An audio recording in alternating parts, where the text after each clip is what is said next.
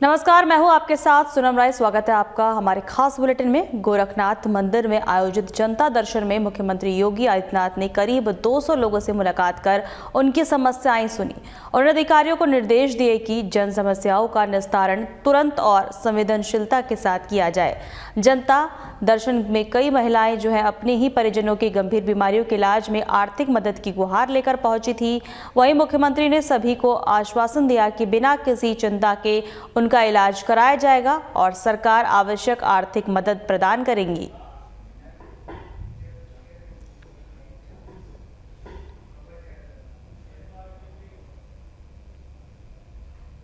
लखनऊ में भारत स्काउट और गाइड के हरिक जयंती समारोह में समापन समारोह का आयोजन किया गया, जिसमें राष्ट्रपति द्रौपदी मुर्मू ने शिरकत की। इस मौके पर राष्ट्रपति ने कार्यक्रम को संबोधित किया।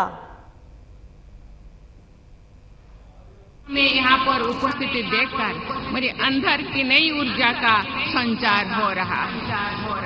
मैं इस कार्यक्रम का आयोजन करने के लिए भारत स्काउट्स एंड गाइड्स की पूरी टीम को बहुत बहुत बधाई देती हूँ। लखनऊ में इस हीरक जयंती के आयोजन के लिए मैं राज्यपाल श्रीमती आनंदीबेन पटेल जी और मुख्यमंत्री योगी आदित्यनाथ जी को बहुत बहुत धन्यवाद देती हूँ। मुझे बताया गया है कि इस जम्बूरी में देश भर के 35,000 से अधिक युवा भाग ले रहे हैं। साथ ही 25 देशों के लगभग 2,000 स्काउट्स एंड गाइड्स भी यहाँ उपस्थित हैं। मैं यहाँ उपस्थित सभी युवाओं से अपील करना चाहूंगी कि आप इस अवसर का उपयोग एक दूसरे को जानने समझने के लिए करें। अपने अनुभव और सपने एक दूसरे के साथ साझा करें। मुझे ये जानकर प्रसन्नता हो रही है कि जम्बूरी के दौरान कई प्रतिस्पर्धाएं आयोजित की जा रही है। हर प्रतिस्पर्धा से हमें कुछ नए सीखने को मिलता है। टीम भावना मजबूत होती है और ज्यादा मेहनत करने की प्रेरणा मिलती है। लेकिन प्रतिस्पर्धा की भावना के साथ साथ सहयोग की भावना भी राष्ट्र और समाज की मजबूती के लिए अनिवार्य है। आज भारत में 63 लाख से अधिक स्काउट्स एंड गाइड्स है। भारत स्काउट्स एंड गाइड्स विश्व के सबसे बड़े स्काउट्स एंड गाइड्स संगठनों में से एक है। इस संगठन में गाइड यानी लड़कियों की संख्या 25 लाख से अधिक है, जो एक उल्लेखनीय उपलब्धि है। मैं उन सभी बेटियों की हार्दिक बधाई देती हूँ जिन्होंने समाज और मानवता के कल्याण के लिए अनुशासन, समर्पण और निरंतर प्रगति के इस मार्ग को चुना है। ये बड़ी ही प्रसन्नता की विषय है कि भारत स्काउट्स एंड गाइड्स पिछले 75 वर्षों में हमारे देश के युवाओं को सही दिशा देने, उन्हें अनुशासित बनाने और उनको राष्ट्र निर्माण में सक्रिय भागीदारी बनाने के लिए प्रेरित करता रहा है। स्काउट्स एंड गाइड्स को सबसे बड़ी विशेषता है सेवा का भाव। चाहे बाढ़ आए हो, भूकंप आया हो या कोई महामारी फैले हो, स्काउट्स एंड गाइड्स हमेशा सहायता के लिए सबसे आगे खड़े दिखाई देते हैं। इस संगठन की एक और विशेषता है राष्ट्रीय एकता की भावना को बढ़ावा देना। अलग अलग राज्यों, भाषाओं और संस्कृतियों से आने वाले युवा जब एक साथ प्रशिक्षण लेते हैं, साथ कार्य करते हैं, तो उनमें आपसी सम्मान, भाईचारा और टीम वर्क की भावना मजबूत होती है। ये खुशी की बात है कि समय के साथ भारत स्काउट्स एंड गाइड्स ने जीवन कौशल, नेतृत्व, पर्यावरण जागरूकता और व्यक्तित्व विकास जैसे कार्यक्रम शुरू करके संगठन को आधुनिक बनाया है। ये संगठन ऐसी युवा तैयार कर रहा है जो सशक्त है, संवेदनशील है और देश के भविष्य को बेहतर बनाने का संकल्प रखते हैं और इसके लिए कार्य भी करते हैं। देवियों और स्वजनों, युवाओं के सपने, अपनी आकांक्षाएं और उन सपनों तथा आकांक्षाओं को पूरा करने के प्रति उनकी प्रतिबद्धता देश की प्रगति का आधार है। आज भारत अपनी विकास यात्रा के महत्वपूर्ण पड़ाव पर खड़ा है। वर्ष 2047 तक विकसित भारत का लक्ष्य हमारे सामने है। ये सभी तभी संभव है जब हमारे 65% जनसंख्या जो 35 वर्ष से कम उम्र की है, दृढ़ता से इस लक्ष्य की प्राप्ति के लिए प्रयास करें। युवाओं को उचित मंच प्रदान करने के लिए सरकार अनेक प्रयास कर रही है, जिसमें मेरा युवा जैसा पहल महत्वपूर्ण है। ये पहल युवाओं को सशक्त बनाने और उनकी ऊर्जा को राष्ट्र निर्माण के सार्थक कार्यों में दिशा देने के लिए समर्पित है। प्यारे युवा साथियों, स्काउट्स एंड गाइड्स का आदर्श वाक्य है, तैयार रहो। इसका अर्थ है कि आपको भविष्य में आने वाली सभी चुनौतियों का सामना करने के लिए तैयार रहना है। आपको अपने अंदर वो क्षमता विकसित करनी है जिससे समय आने पर किसी भी चुनौतियों का बिना घबराए दृढ़ता से आत्मविश्वास के साथ सामना किया जा सके। मेरा मानना है कि हर तरह का कौशल विकसित करके आप ऐसी क्षमता विकसित कर सकते हैं, चाहे वो तकनीकी कौशल हो, संवाद कौशल हो, टीम के सदस्यों के साथ समन्वय का कौशल हो, समस्या समाधान का कौशल हो या नेतृत्व की क्षमता हो, सभी आपके जीवन में मददगार होंगे। आज पूरा विश्व पर्यावरण असंतुलन की समस्या से जूझ रहा है। पर्यावरण अनुकूल आदर्शों को अपने जीवन के अभिन्न अंग बनाकर हम इस समस्या से निजात पा सकते हैं। ये प्रसन्नता की बात है। ये जम्बूरी एक हरित जम्बूरी है, जहां पर कंपोस्टिंग, वेस्ट सेग्रीगेशन और प्लास्टिक मुक्त परिसर जैसे कदम उठाए हैं।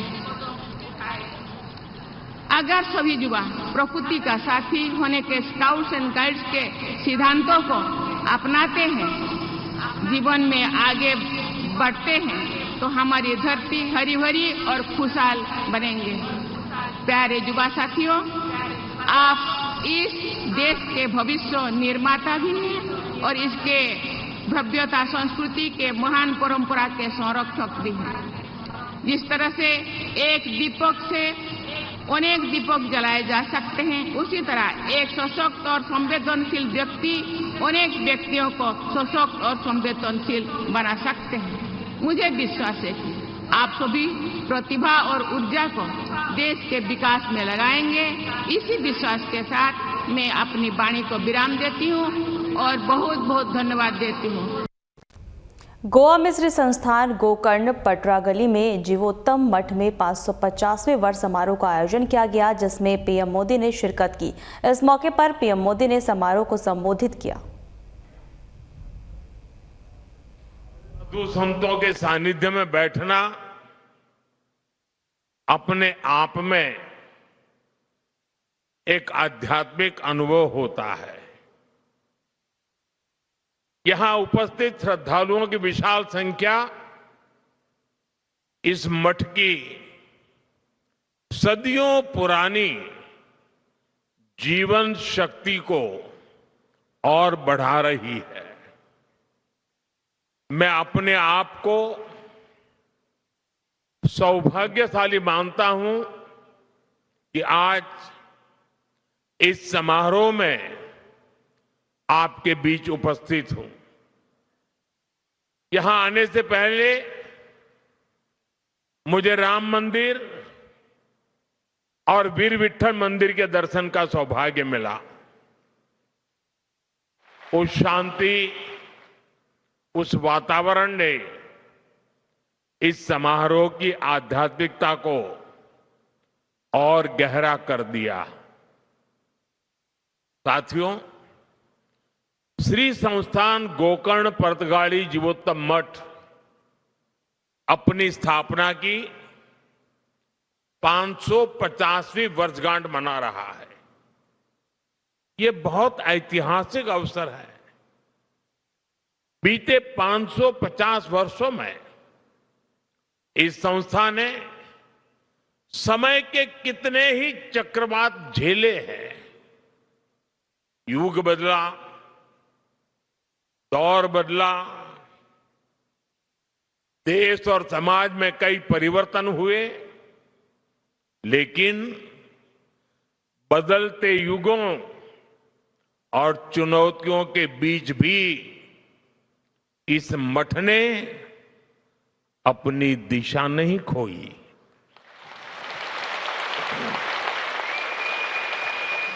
बल्कि ये मठ लोगों को दिशा देने वाला केंद्र बनकर के उभरा और यही इसकी सबसे बड़ी पहचान है। यह इतिहास में जड़ होकर भी समय के साथ चलता रहा। इस मठ की स्थापना जिस भावना से हुई थी, वो भावना आज भी उतनी ही जीवंत दिखाई देती है। ये भावना साधना को सेवा से जोड़ती है, परंपरा को लोक कल्याण से जोड़ती है। ये मठ पीढ़ी दर पीढ़ी समाज को ये समझ देता रहा कि अध्यात्म का मूल उद्देश्य जीवन को स्थिरता, संतुलन और मूल्य प्रदान करना है। मठ की 550 वर्षों की यात्रा उस शक्ति का प्रमाण है जो समाज को कठिन समय में भी संभाल करके रखती है।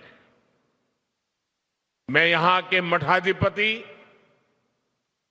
श्रीमद विद्याधीश तीर्थ स्वामी जी, समिति के सभी सदस्यों और इस आयोजन से जुड़े हर व्यक्ति को इस ऐतिहासिक अवसर की अनेक अनेक शुभकामनाएं देता हूं। साथियों, जब कोई संस्था सत्य और सेवा पर खड़ी होती है तो समय के बदलाव से डगमगाती नहीं, बल्कि समाज को टीके रहने की शक्ति देती है। आज इसी परंपरा को आगे बढ़ाते हुए ये मठ एक नया अध्याय लिख रहा है। यहां भगवान श्री राम की 77 फीट ऊंची भव्य कांस्य प्रतिमा स्थापित की गई है।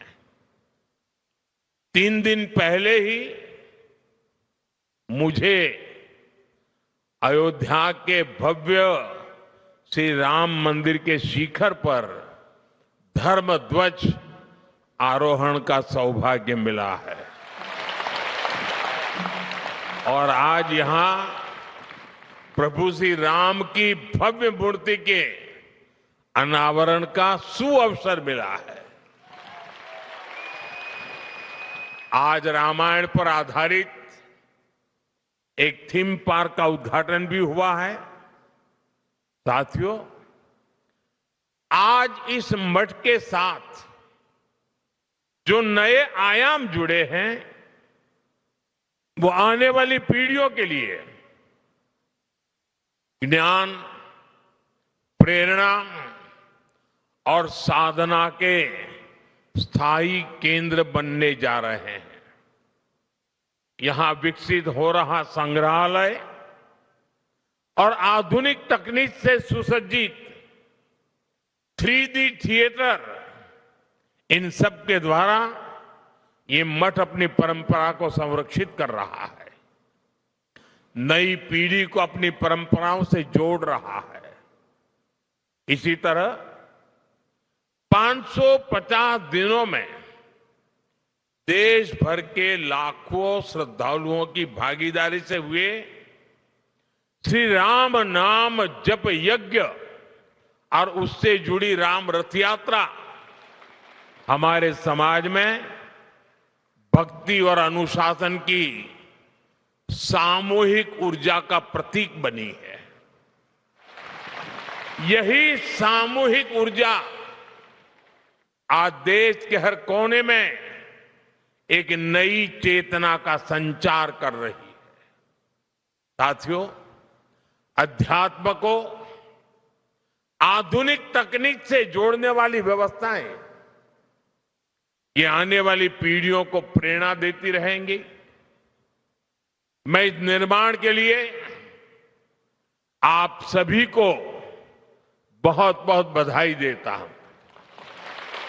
आज इस स्वराट उत्सव में इस विशेष अवसर के प्रतीक के रूप में स्मारक सिक्के और डाक टिकट भी जारी किए गए हैं। ये सम्मान उस आध्यात्मिक शक्ति को समर्पित है जिसने सदियों से समाज को जोड़ करके रखा है। साथियों, इस श्री मठ को निरंतर प्रवाहमान रखने की शक्ति उस महान गुरु परंपरा से मिली है जिसने द्वैत वेदांत की दिव्य भाव भूमि को स्थापित किया था।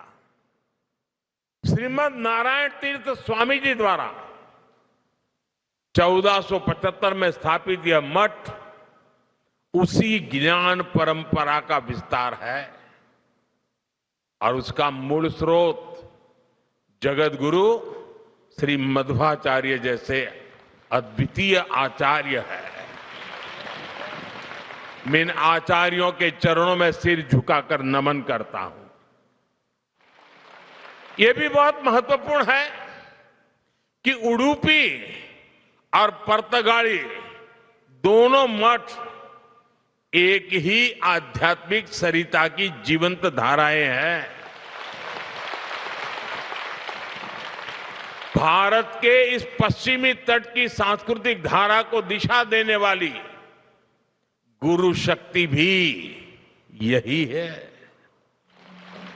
और मेरे लिए ये भी एक विशेष संयोग है कि एक ही दिन में मुझे इस परंपरा से जुड़े 2 कार्यक्रमों में सम्मिलित होने का सौभाग्य प्राप्त हुआ। साथियों, हम सभी को गर्व है कि इस परंपरा से जुड़े परिवारों ने पीढ़ी दर पीढ़ी अनुशासन, ज्ञान, परिश्रम और उत्कृष्टता को जीवन का आधार बनाया है। व्यापार से लेकर वित्त तक, शिक्षा से लेकर तकनीक तक जो प्रतिभा, नेतृत्व और कार्य निष्ठा उनमें दिखाई देती है, उसके पीछे इसी जीवन दृष्टि की गहरी छाप मिलती है। इस परंपरा से जुड़े परिवारों, व्यक्तियों की सफलता की अनेक प्रेरक गाथाएं हैं। उन सब की सफलताओं की जड़ें विनम्रता, संस्कार और सेवा में दिखती है।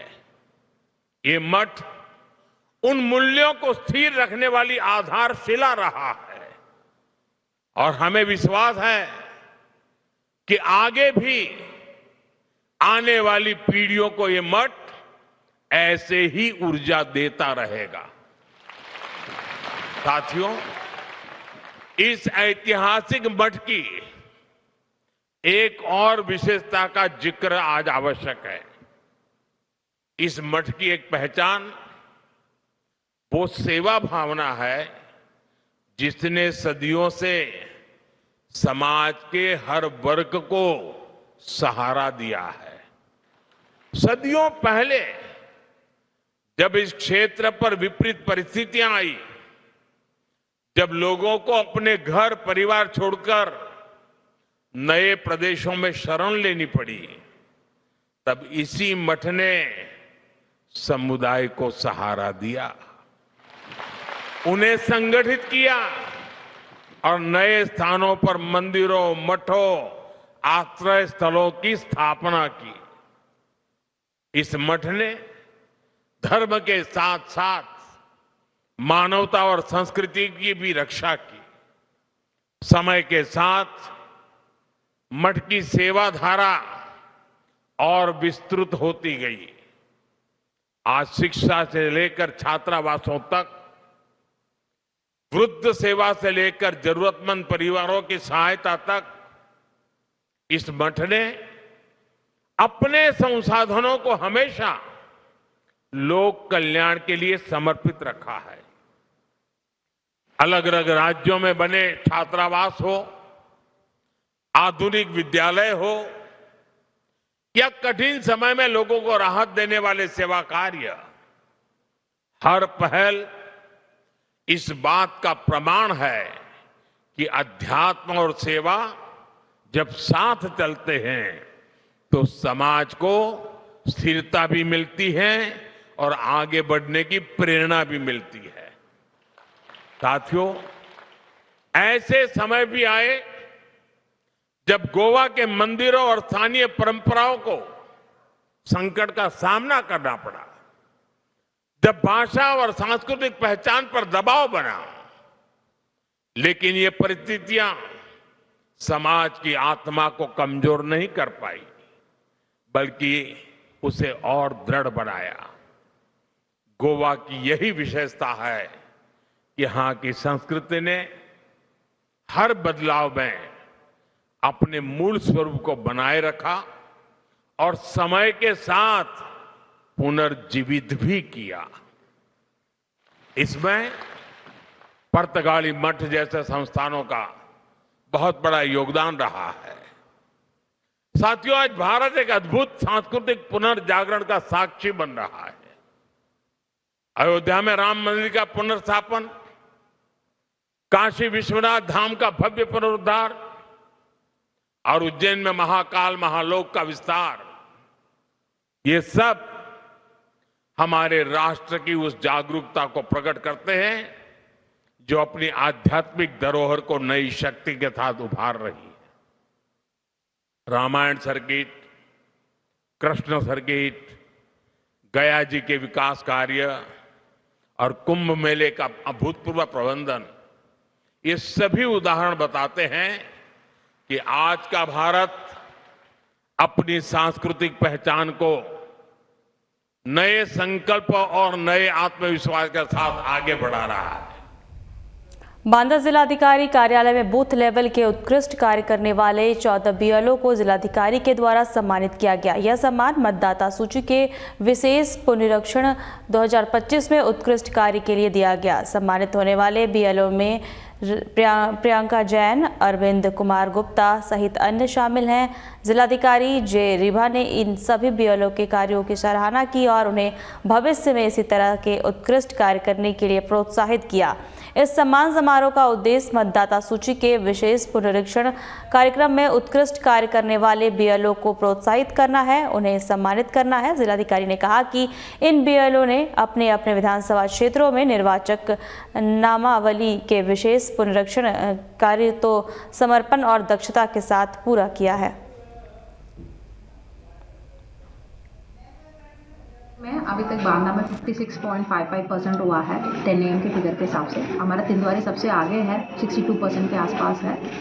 और सभी हमारे जितने भी हमारा जो विधानसभा असेंबली कॉन्स्टिट्यूंसी है, सब अच्छा काम कर रहा है। शुरू में थोड़ा सा प्रॉब्लम हुई थी, उसमें हम लोगों ने कुछ नोटिस जारी किए थे, बट अभी सभी बीएलओ इसमें अच्छा काम कर रहा है और ईआरओस भी काम कर रहा है। कहाँ डिजिटलाइजेशन में कोई प्रॉब्लम है, उसमें उनको हम सहयोग के लिए हम कोई कंप्यूटर ऑपरेटर्स को लगा के भी हम 24 घंटे फीडिंग करा रहे हैं, तो अभी कोई दिक्कत नहीं, स्टेट एवरेज की आसपास है। तो अभी हम लोग टाइमलाइन के अंदर हमारा जो इंटेंसिफिकेशन का काम है उसको कंप्लीट कर देंगे। हम लोगों ने बहुत हार्ड वर्क किया है सब बीएलओ ने और सम्मान मिला है, इसके लिए हम लोग बहुत खुश हैं। किस ब्लॉक में आपको काम दिया गया? महुआ ब्लॉक में हूँ और 258 भाग संख्या के बीएलओ हूँ। मुझे अभी अगस्त में ही बीएलओ नियुक्त किया गया है, नहीं तो इसलिए थोड़ा सा कठिनाई हुई है, क्योंकि नए थे, पहले से कोई जानकारी नहीं थी, लेकिन लोगों ने बहुत सहयोग किया, क्योंकि इस समय कटाई का समय था, लोग नहीं मिलते थे, इस वजह से थोड़ी सी दिक्कत हुई है, लेकिन काम अच्छे से हुआ।